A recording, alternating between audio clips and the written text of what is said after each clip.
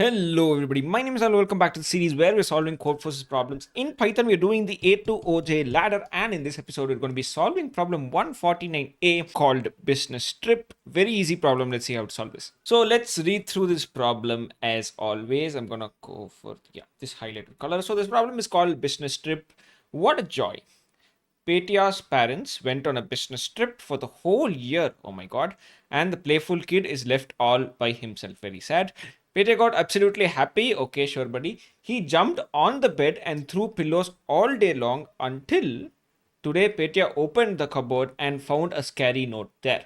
His parents had left him with duties. Okay. He should water their favorite flower all year, each day in the morning, in the afternoon, and in the evening. Well, we definitely know Petya's parents care more about the flower than him. But, anyways, wait a second, thought Petya. He know for a fact that if he fulfills the parent's task in the ith month of the year, where I is from 1 to 12, when they say ith, it probably means you're going to be getting a list as the input, and the ith element of the list corresponds to the ith month from 1 to 12. Okay, so where 1 is January and 12 is December.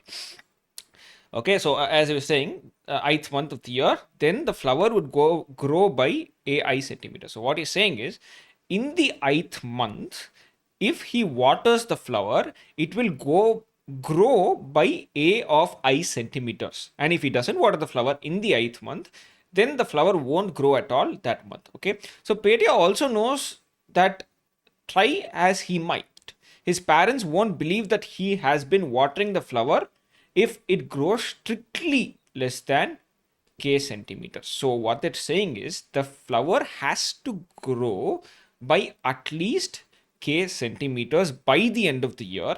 Help Petya choose the minimum number of months when he will water the flower, given that the flower should grow no less than by k centimeters. So what are they saying? Well, there are 12 months, correct? So from 1 to 12, and they're saying in each month, if you water the flower will grow by say x centimeters. For example, it's 4 centimeters if you water it in February, it's 5 centimeters if you water it in March, and only 1 centimeter if you water it in January. So let's go ahead and see. Let's say I want the flower, and we'll assume everything else is just 1 1 1. Okay, and let's say I want the flower to grow by at least 5 centimeters, and they want to find out the minimum number of months where I need to check this. So, well, in this case, all I need to do is water it in March and I'm done. I don't have to water for the rest of the year, and this quota will be solved. Well, how do we exactly break this down and solve this via code? Let's go ahead and deal with their example first before we go ahead with our own examples or attempting to solve that. They're saying the input is 5. So k should at least be 5, same input as here, and this is what you're getting. So as you can see, the months to take in this example would probably be, this will be January, February, March, April, May, June, July, August, September, October, November, December. So definitely July I'll take because it grows by 3 centimeters if I water this in July. Then I can take any of these 2 months actually. Maybe I'll take July, then August or September, for example. Okay, and I'll water this in July and September, July and September, and therefore this grows by 5 centimeters. 5 is strictly equal to or greater than k. Okay, so when you're saying the exact words that they're using is it should not grow strictly less than k, so it can be k or above. Okay, so just by choosing these 2 months alone, that's the minimum pair that we can take. Therefore, the output is 2. Okay, now this can either be this 2 or any other value here, but except that there is no other option, because then you'll have to go for 3 months or etc. Okay, so that is the minimum number of months you take. So how do you solve this problem? Well, it's very, very simple. What we're actually doing is, just think about how I solved this example. Okay, so what did I do? I looked at k, right?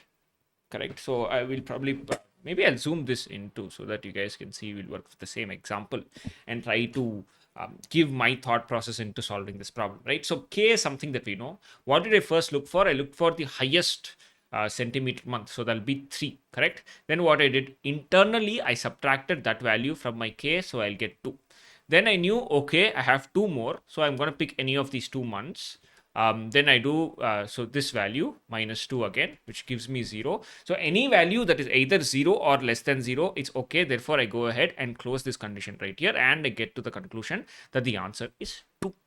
Okay, so what did I basically do? First of all, I picked the highest element, which means I sorted this list in reverse, and this is what that looks like. So 3 2 2 2 2, and then followed by all of these ones. Okay, then what did I do? I took the first element of the list, I subtracted that from there, I got the remainder. I took the second element from the list, subtracted that, got the remainder, and when I saw that the remainder was 0, I went ahead and terminated this loop and then counted all the elements that I've traversed with. And that is exactly what we're going to do to solve this problem. Let's see how this looks like in code. Obviously, if you do understand what we're talking about here, I highly recommend you to code this for yourself because it's always better that way, right? So let's see how this looks like in code. Now, what do we get as input? We get k as an integer followed by a list, so that'll be a, so list of map of int comma input dot r strip dot split. So as we discussed before, we're going to sort this in reverse. Now if you're learning coding and you're learning data structures and algorithms, you want to practice how you want to sorting algorithms. You can actually write this sort by yourself, but if this is for a competition or you just want to get this sorted very quickly, we'll just do the a dot sort and then do reverse equal to true. So this will just sort this in reverse. Okay, so I'm going to take a counter, set this to 0. Okay, so I will do for I in a. So what is the first thing that we discussed? Well, if the value of k drops below 0 or is equal to 0, we'll just close this loop, right? So let's write the termination condition. First, I'm going to do if the value of k is either less or equal to 0. In that case, I'm going to break this loop. Else, what do I do? Well, I'm going to go ahead and increase this counter by 1 just to say that 1 month we are going to have to water anyways. And how much centimeters does that grow in that month? Well, we'll just subtract that by whatever the value of I is. So we're just going to iterate through this and then subtract that value by here. Okay, and this obviously means the reverse sort of that, whatever we talked about just now. So in this case, it's going to be 3 2 2 2, then followed by a set of ones. So we'll just subtract the 3, then it'll subtract the 2, then it'll say okay, it's equal to 0. I'm going to go ahead and break this now. So once this is done, our algorithm is actually completed. We can just go ahead and print the value of the counter.